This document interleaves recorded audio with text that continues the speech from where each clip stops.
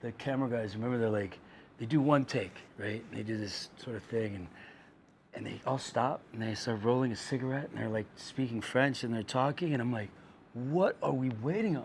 Because I'm not used, because I'm in Georgia and it's like factory, get the machine moving, you know what I mean? And I'm like, what are we waiting on? And I don't know if it was you or Clemence explained to me what they were saying, and they were like, well, what story are we telling with this camera movement? And I was like, just take your time. I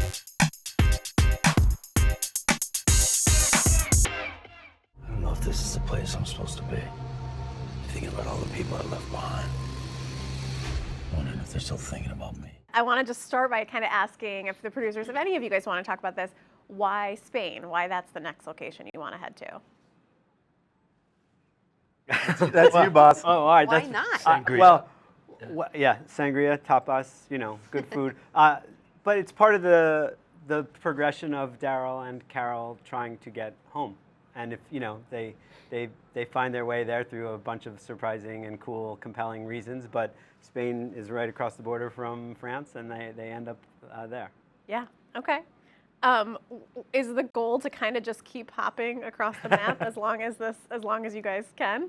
Well, it keeps it fresh for sure. I mean, one of the reasons we went to Europe to begin with was to really, have a whole new journey and take the characters that we know and put them, in a strange land and sort of get that vibe. So any opportunity that we can to continue exploring the world is a great opportunity for these characters. I mean, it's one of the things that distinguishes us from the other Walking Dead shows is that we get to sort of show how different parts of the world have responded to the Walker apocalypse and the different impacts it's had in different places and come up with some cool new things that you don't see in the American versions. And we're better. Well, you're better. There you go. Well, okay, so rewinding a little bit. Melissa, at what point did you decide that season 2 was gonna be your return and that this was going to stretch out longer? At what point did it? That would have been. There was stuff to work out when he was shooting the first season. So Carol makes an appearance in the very end. What was the question? I guess at what point did you decide you'll be the chapter 2 will be the book of Carol? In season 1.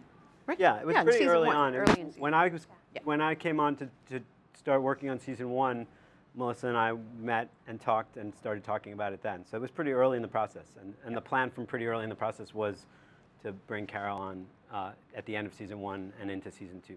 Yeah. It was before the scripts were written for season 1. Yeah. Oh, okay. Yeah. So very early on. Melissa, Yeah. when we find Carol, how is she versus the last time we saw her, not counting in the finale of season 1? How has she changed? Here's what I think. I think that she is concerned about where her friend is, but I also know that when things get quiet, things get stirred. So she's on a mission to find her friend. Yeah.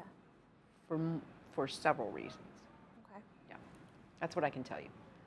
Obviously, we know they. But I can tell. Norman, I owed you know her what I money. mean? She was like, yeah, all of that. Yeah. But I mean, one of the good things is the relationship that they have. She can feel it. She can, something doesn't feel right. It's like a premonition. She senses something's wrong. It's not just like, he should have been here Thursday. So it's kind of they sort of finish each other's sentences in a way. It's like a twin thing almost. Yeah. You know how you can feel. Yeah, a little bit there's like a cosmic connection. Yeah.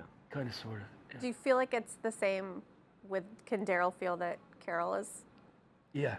Okay. And we've had storylines where one of us leaves and the other one comes to check on them, and we've both done that route. So, yeah, I feel like that's how they are. They're it's a bond that's a very tangible, cosmic sort of bond. Mm-hmm. Can you guys tease a little at all how long it'll take in season 2 to see Carol and Daryl have this reunion, since it's not obviously going to be? No, you can't tell you that. You can't tell you what episode they connect in. It's a great journey. We can say. Yeah. It's a great journey, but it doesn't take that long. Can I say that? Like 15 minutes? No. How many episodes did we do? We only made 6 episodes. There, so I can somewhere say in less the than first 6. six. Yeah. Yeah. Louis, I want to ask you about bringing Laurent into this world. Kind of opened up this possibility of maybe, an immunity, a supernatural element, maybe something like that. Will that be something that will continue in season 2? Yeah, maybe. I mean, we'll have to find out, and He's a pro. Yeah. we're just waiting for Spending it. too Right? much time with these two. Yeah. Yeah. But that's right? A lot of it is about the people around Laurent and what they feel about him, what they think, what they put onto him as something to believe in and something to protect. So we do definitely explore that in season 2, and it certainly affects what you do and how you're interacting with people and some of the trouble that you find as a result of that. Yeah, of course. Okay. Good. Daryl obviously was left with a big choice at the end of season 1, and I think a lot of the theme of this new family and what family really is something that I think that was the reason that Walking Dead was so popular in the beginning. I mean, because it's a found family and that theme. Is that going to be, I guess, what are the themes we're going to expect going forward and in season 2, and if that theme is going to continue as well? That's a big theme. Daryl sort of finds a sense of family with these people that he didn't see it coming. He accepted a mission to get to a certain spot, to get out of there. And that journey along the way, real life things happen between he and the people that he's met. And he starts to care about them. And by the last scene of season 1, it's a real sort of hacking a machete to get to the boat and what? And it's the guilt of leaving them behind. I mean, he's never left the Abbey. He's never been out in the real cruel world. So, I don't know, Daryl's just not the guy to leave him high and dry and bail. So, that's the sense of family is a big part. He's got a family over there. He's got a new family here. What does he do? Yeah. And I think maybe that's part of the thing she can feel. Well, it's also interesting because we've set up at the end of season 1 that Carol is on a mission to find her friend, but Daryl has no idea that she's looking. So Daryl is getting sort of more and more dug in with this group of people. Plus, something that we haven't talked about a lot are the villains in the show, because we have some really fantastic actors. We have Roman and we have Anne, and it's a different kind of villain that we've ever experienced in the Walking Dead universe before, and it's exciting because they're bringing another level to it. But I like the idea that Daryl really doesn't know she's coming, and there's a possibility that he's gonna get really drawn to staying with these people. It's either that or season 2 opens with Laurent torn to pieces by zombies on the beach, and Daryl on the boat going later, see ya. But that's gonna happen. But I will say, season 2 does allow us to get more deeply into the antagonistic characters who are played by great actors, and gives us a lot more room to sort of expand on them. And just to finish up that thought, the whole thing is really about the definition of family or home, which are kind of interchangeable or connected at the very least. And the interesting thing is that Daryl kind of stays because he has this sense of responsibility to this new family and home, and Carol kind of leaves in search of, in a way, her family and her home, which is sort of personified by Daryl. There's also the mythology of this kid and what he means to the people. Get up and fight. He's almost like this mythical creature.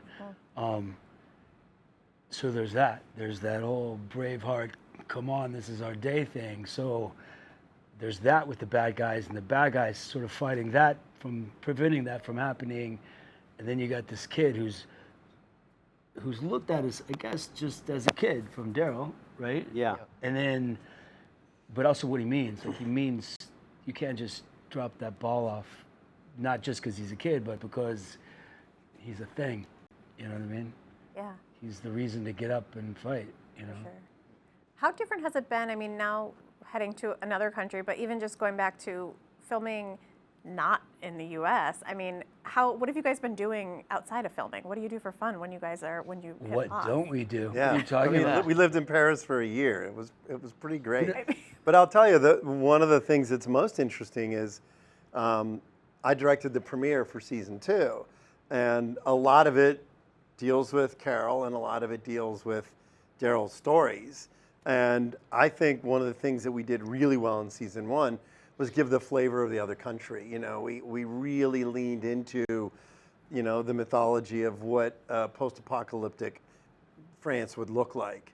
And, you know, the locations that we went to, Marseille and Martigues and all these beautiful places. Mont Saint-Michel. Saint-Michel. Yeah, and gave the world a vision of what those places looked like. So to be able to continue that, and we do it a lot in season 2. We hit a lot of other really unique places. That was something that was very different. And you know, the filming style, some of the directors and the cinematography, really we wanted to sort of just embrace a different style. You know, we used a lot of Steadicam, and you know, I don't think we ever put the camera on a dolly, ever. It was always developing shots where you're introducing little pieces of information as the camera weaves and moves and tells our story.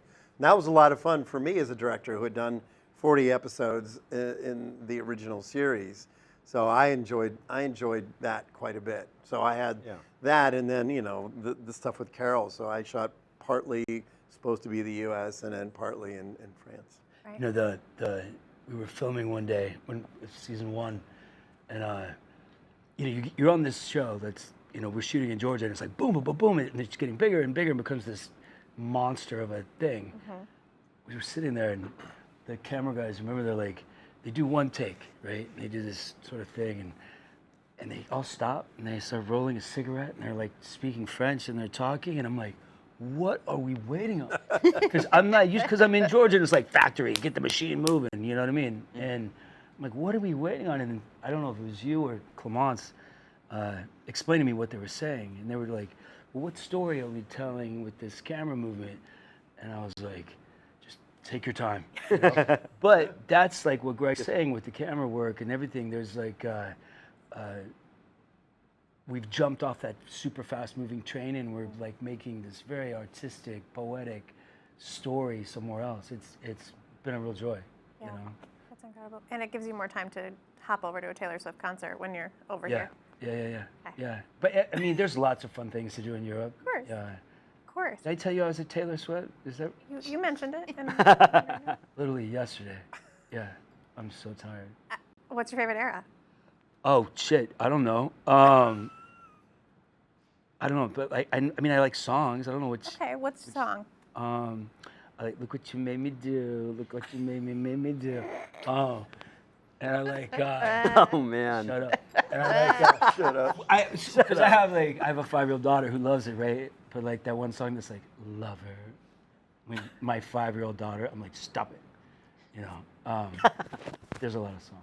I don't know what era that is. I love that. All right, so our last thing we're just asking Put me on the everybody. spot like that. It's okay. She's Yes, gonna- she's gonna kill this me. is the last one. I Let's promise. talk about Taylor. What is there a show that's on your watch list for this year? Yeah, The Boys. Oh, you're talking to me? Any of you? Yeah, I like The Boys a lot. That show's fun. What about you?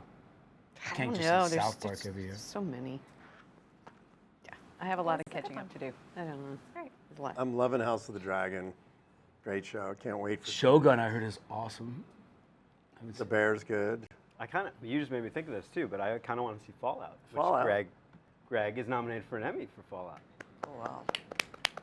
Amazing. a great Thank you show. guys so much. Thank Congratulations. you. Thanks for coming by. Cool. you. Thanks for having us. Yeah.